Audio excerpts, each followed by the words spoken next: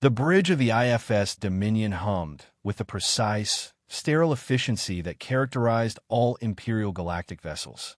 Admiral Kalen Vance stood with his hands clasped behind his back, his posture as rigid and unyielding as the empire he served.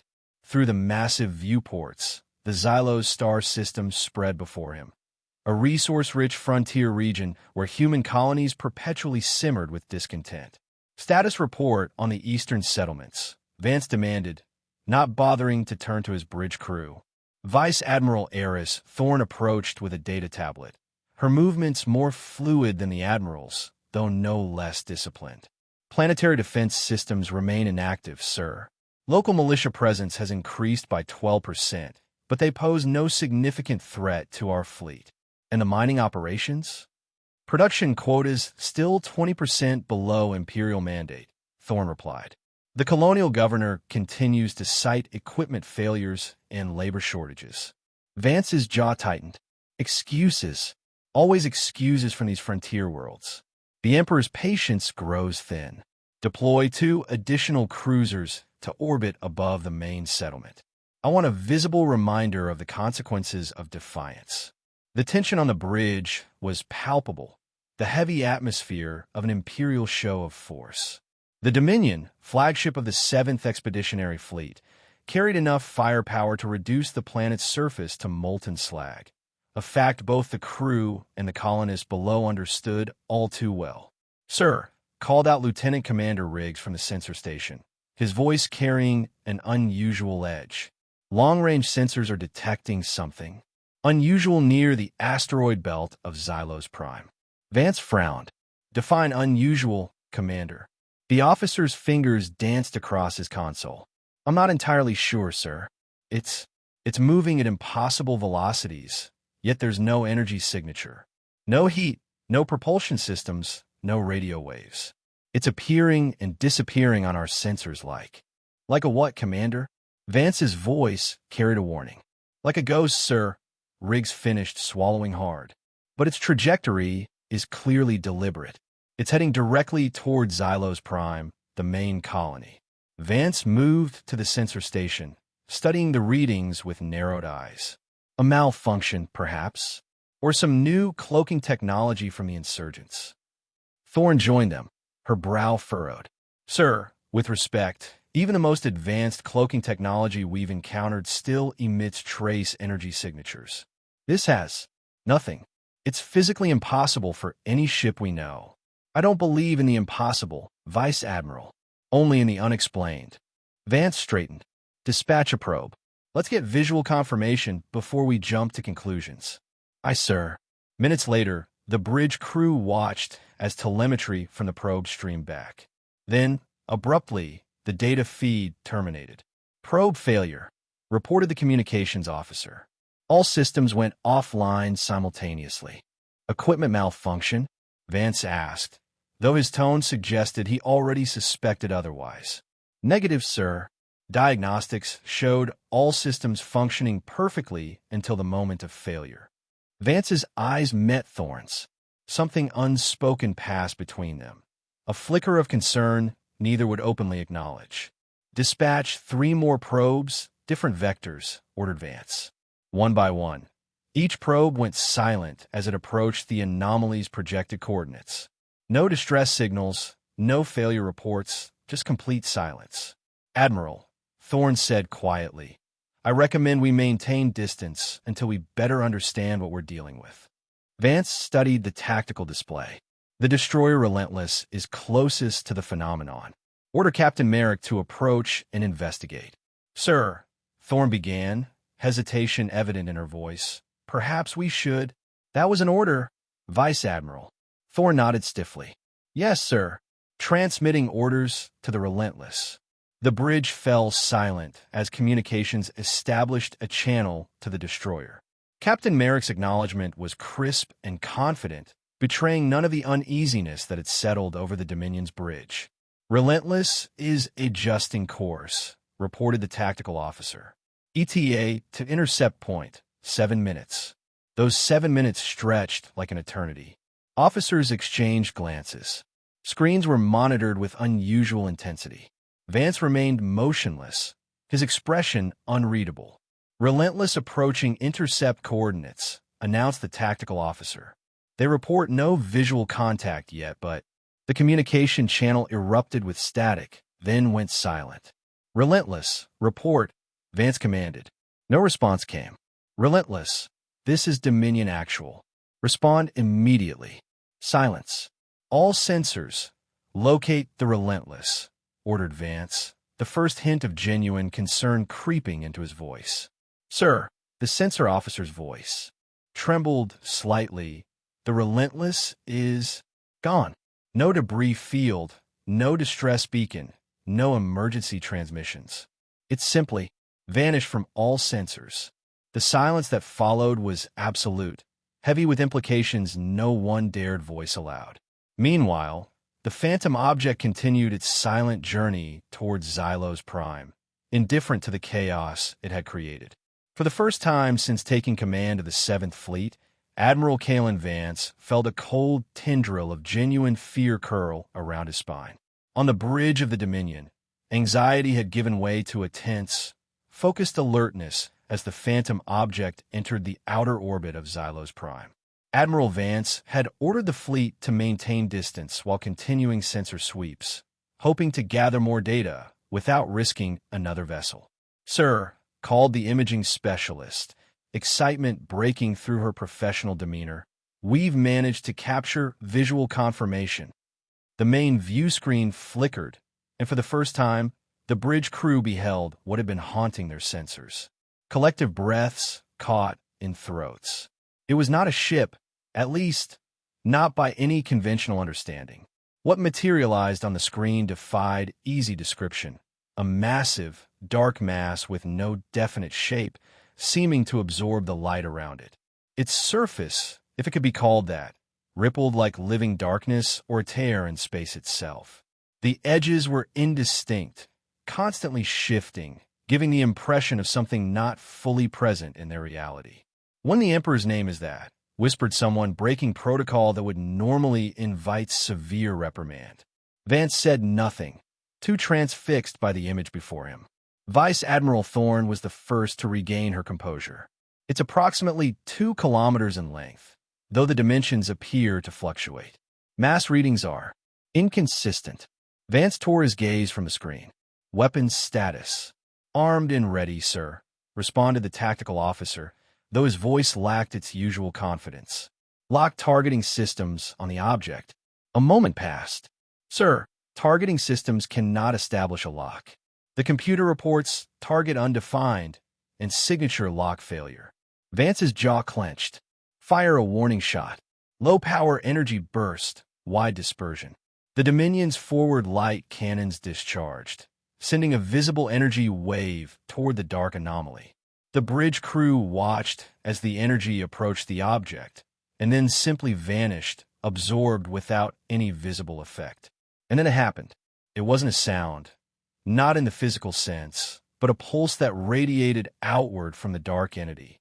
It washed over the Imperial fleet like a wave, penetrating hull plating and shields as if they didn't exist. Every person aboard every ship felt it simultaneously, a crushing sense of dread, disorientation, and utter despair. Systems flickered throughout the fleet. On the Dominion's bridge, officers clutched their heads or doubled over. Some vomited, others whimpered, eyes wide with terror no military training had prepared them for. Admiral Vance gripped the command rail, fighting to remain standing as his mind filled with nameless horrors and a sense of insignificance so profound it threatened to unravel his very sense of self. What? What was that? He managed, his voice barely recognizable. Thorne, pale but composed, steadied herself against a console. Some kind of psychic attack? A weapon we've never encountered before. Alarms blared as systems across the ship faltered. For several terrifying moments, it seemed the Dominion itself might suffer the same fate as the Relentless. Then, gradually, the system stabilized and the wave of mental anguish receded, leaving the crew shaken but functional. Down on Xylos Prime, in the colonial capital's Defense Command Center, Governor Alara Vance watched the unfolding situation with growing horror. The massive view screen showed Imperial ships drifting in disarray, their formations broken, and hovering above the planet. Visible even to ground-based telescopes was the dark anomaly. Governor, her chief of staff approached, face ashen. We're receiving reports of mass panic in the northern districts. People are seeing that thing in the sky. Alara fought to maintain her composure. The delicate balance she'd maintained between imperial demands and colonial unrest was about to shatter completely in the face of this unknown threat. Implement emergency protocols, she ordered. Curfew in all districts. I want the militia on standby, but they're not. I repeat, not to fire upon that object under any circumstances. And the ongoing protests in the mining sector? Have they dispersed? Yes, ma'am. Everyone's looking to the sky now. Alara took a deep breath. Keep me informed of any developments. And open a channel to the Dominion if possible. I need to speak with Admiral Vance. Back aboard the Dominion, Admiral Vance had recovered enough to call an emergency briefing with his senior officers. Vice Admiral Thorne was presenting findings that drew grim expressions from everyone present. I've uncovered classified reports from other sectors, she explained, displaying redacted documents on the briefing room screen, all categorized as unreliable or insufficient evidence, but the patterns are unmistakable. 3 separate encounters with similar void anomalies in the past decade. Each time, Imperial vessels vanished without trace. Each time, the anomaly appeared near colonies experiencing significant unrest or conflict. Why wasn't this information shared with fleet commanders? Demanded Vance. The reports were buried, sir, likely to prevent panic or perceived weakness in Imperial forces. Vance contemplated the tactical display, showing his fleet's position relative to Xylos Prime and the anomaly. He faced an impossible choice: engage an enemy they couldn't understand or harm, fulfilling his duty to project Imperial power, or retreat and face the consequences of appearing weak, or worse, disloyal. Sir, Thorne said quietly, if these reports are accurate, direct confrontation would be suicide. Before Vance could respond, alarms blared throughout the ship. Admiral to the bridge, emergency situation, came the announcement over the ship-wide comm. On the bridge, chaos reigned. The tactical officer turned to Vance as he entered. Sir, the cruiser Indomitable has broken formation and is advancing toward the anomaly at full combat speed. Who authorized this? Vance demanded. Captain Renner, sir. He's not responding to stand-down orders. On the view screen, they watched as the Indomitable surged forward, weapon systems powering up to maximum capacity. Captain Renner's voice finally came over the comm, strained and defiant. The Empire does not retreat from enemies, known or unknown. For the Emperor, all ships maintain position. Vance ordered, but it was too late. The Indomitable's main batteries opened fire, unleashing their full destructive potential at the dark entity. For a terrible moment, it seemed the massive energy discharge might have some effect as it collided with the anomaly. Then, with horrifying suddenness, the dark mass expanded, enveloping the cruiser entirely. There was no explosion, no debris. The warship, with its crew of over 2,000, simply ceased to exist in an instant.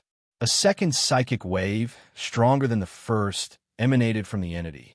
Across the fleet and down to the planet below, every sentient being dropped to their knees as their minds were flooded not with terror this time, but with something else entirely. It wasn't language as much as it was pure concept, downloaded directly into consciousness. Visions of cosmic cycles spanning eons, civilizations rising and falling, destroyed by their own aggression. They saw Xylos Prime engulfed in flames, not from orbital bombardment, but from internal conflict as Imperial forces clashed with colonists, and colonial factions turned against each other in a spiral of escalating violence. The message concluded with a concept so clear it manifested as words in every mind that received it. Conflict is contagion. Cease or be cleansed. On Xylos Prime, the effect was immediate and overwhelming. In city squares where protesters had gathered, in government buildings where officials had plotted suppression, in hidden bases where resistance fighters had planned attacks. Everyone fell silent, looking skyward or collapsing in fear and awe. Aboard the Dominion, the bridge crew slowly recovered, many weeping openly. Admiral Vance, shaking visibly, gripped the command console for support. "Sir," Thorne approached, her voice steady despite tears streaming down her face. "I understand it now. These entities, they appear when conflict is about to escalate into widespread violence. They're not attacking us specifically. They're enforcing some kind of cosmic quarantine against aggression itself." Vance looked at his tactical display, at the remaining ships of his fleet, the mightiest expression of imperial power in this sector, rendered utterly impotent against this incomprehensible force. He thought of the Indomitable, gone in an instant, and of the message that still echoed in his mind. Drawing himself up, Admiral Vance made the most difficult decision of his career. "All Imperial units, direct order from Fleet Admiral. Cease engagement and withdraw immediately. Authorization code, Void Sentinel." There was a moment of stunned silence across the fleet communication channels, followed by hesitant acknowledgments. On several ships, officers looked to their captains in confusion or outright rebellion, but the combination of fear and Vance's authority held firm. Slowly, the Imperial fleet began its chaotic but urgent retreat from the Xylo system. As the days turned into weeks, the dark entity remained in orbit around Xylo's prime, a silent observer to the changes unfolding. Below, its warning message continued to echo in the minds of all who had experienced it, a constant reminder of the consequences of returning to the path of destructive conflict. On the planet's surface, Governor Alara Vance found herself navigating an entirely new reality. The sudden absence of Imperial military pressure had removed one source of tension, but the entity's presence and its warning created a fragile peace built on collective fear. "The mining unions have agreed to resume operations," reported her chief of staff during their morning briefing. "They're requesting better safety equipment and a 10% increase in colony retention of resources." "Approve it," Alara said without hesitation. "And the Eastern settlement disputes. Representatives from both communities have agreed to binding arbitration. No one wants to risk provoking our visitor." Alara glanced out the window at the sky, where the dark mass was visible even in daylight, a constant reminder of forces beyond their understanding. "Set up a research team. Historians, astronomers, philosophers, anyone who might help us understand what this thing is and why it's here." Within days, the team discovered something remarkable. Ancient legends from multiple lost colonies, predating space travel, describing a star eater or silent judge that appeared during times of great social conflict. The descriptions, though filtered through primitive understanding, matched the entity with uncanny accuracy. "Our working theory," explained Professor Liam Harrow, lead researcher, "is that this isn't inherently hostile. It's some kind of ancient mechanism or life form that enforces cosmic stability by eliminating aggressive expansion or self-destructive conflict." "Like an immune system response?" Alara asked. "Precisely," Harrow nodded. "It doesn't attack unprovoked. It responds to patterns of aggression that threaten stability." This understanding spread throughout the colony, reinforcing the already growing cooperation. Resource disputes were settled through negotiation rather than force. Political oppositions found compromise. Violence decreased dramatically as people worked together under the watchful eye of their cosmic observer. Meanwhile, Admiral Vance faced the consequences of his retreat upon returning to Imperial space. Summoned before the High Command, he endured hours of intensive questioning, his career and possibly his life hanging in the balance. "You abandoned a strategic system without engaging the enemy," accused Fleet Marshal Drayson, his face twisted with contempt. "Explain yourself." Vance presented his evidence methodically. Sensor logs, psychological evaluations of crew members, Thorne's research on similar incidents, and the complete disappearance of the Indomitable. These Void Sentinels aren't enemies we can defeat with conventional means, Vance concluded. They appear to be ancient forces that enforce a kind of cosmic balance. When we push too hard, when conflict escalates beyond certain thresholds, they appear and remove the problem. You sound like you believe their propaganda, Admiral, sneered another commander. I believe in protecting Imperial assets and personnel from threats we cannot currently counter, Vance replied firmly. The entity eliminated a heavy cruiser instantaneously, with no countermeasures possible. It could have destroyed the entire fleet. The High Command deliberated in private for hours. When they reconvened, their demeanor had changed subtly. Upon review of all evidence, Fleet Marshal Drayson announced, "We find Admiral Vance acted within the boundaries of frontline command discretion. A new classified directive will be issued. Avoid all areas showing signs of Void Sentinel activity at all costs. Absolute engagement prohibition." Privately, the Empire began redrawing patrol routes, effectively abandoning influence in regions where the entities had appeared. Official reports cited rebel superweapons or space anomalies to explain the retreats, but within the highest leadership circles, the truth was known and feared. Admiral Vance found himself quietly transferred to a research position dedicated to studying the phenomenon. Vice Admiral Thorne became the Empire's leading expert on avoiding encounters with the entities. Weeks turned to months on Xylos Prime. The entity remained an ever-present guardian or jailer, depending on one's perspective. Life settled into a new normal, altered forever by the knowledge that they were being watched, judged by standards they were still struggling to understand. Then, nearly 4 months after its arrival, something changed. The entity began to fade, gradually becoming more transparent until, one morning, it had vanished completely. The colony held its collective breath, waiting for its return, but days passed in peaceful uncertainty. "Is it gone for good?" Alara asked Professor Harrow during an emergency council meeting.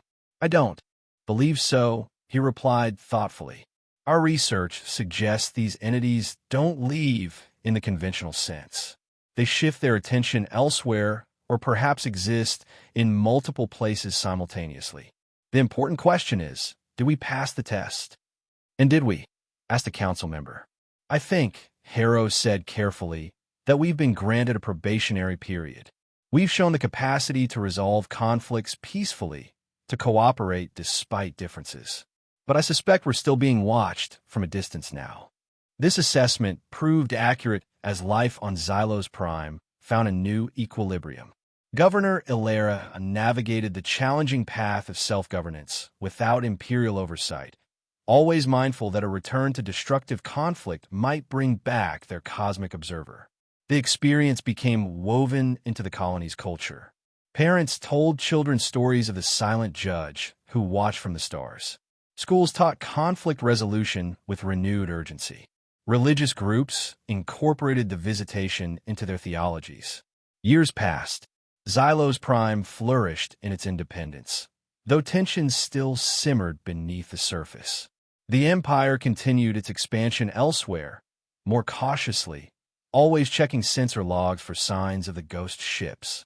The Void Sentinel never returned to the Xylos system, but occasional reports filtered in from distant, conflict-ridden regions of similar encounters, each followed by rapid Imperial withdrawal and mysterious cessations of hostilities.